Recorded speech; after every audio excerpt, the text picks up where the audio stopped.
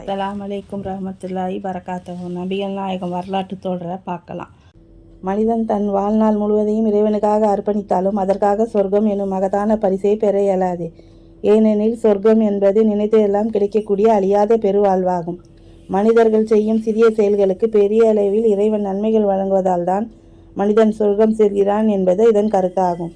நான் சொர்க்கத்துக்கு போவதாக இருந்தாலும் அது அல்லாவின் அருள் இருந்தால்தான் நடக்கும், எனது செயல்களால் அல்ல என அறிவிப்பது ஆன்மீக தலைவர்களுக்கு மிகவும் கஷ்டமானதாகும். ஆன்மீக தலைவர்களிடம் ஆசி பெறுவதை பெரும்பாலான மக்கள் வழக்கமாக கொண்டுள்ளனர். எந்த ஒரு காரியத்தில் இறங்கினாலும் ஆசி பெற்றுவிட்டு அக்காரியத்தில் இறங்கினால் அக்காரியம் கைகூடும் எனவும் நம்புகின்றனர். ஆனால் நபிகள் நாயகம் அவர்கள் இந்த நம்பிக்கையை ஒழித்து கட்டினார்கள். ஒவ்வொரு முஸ்லீமும் என்னை பற்றி பேசும்போது என்னிடம் எதையும் பிரார்த்திக்கக்கூடாது, என்னிடம் ஆசி கேட்கக்கூடாது, எனக்காக இறைவனிடம் நீங்கள் தான் பிரார்த்தனை செய்ய வேண்டும் என மக்களுக்கு கட்டளை பிறப்பித்தார்கள். இதன் காரணமாகவே ஒவ்வொரு முஸ்லீமும் அவர்களை பற்றி பேசும்போது ஸல்லல்லாஹு அலைஹி வஸல்லம் என கூறுகிறார்கள்.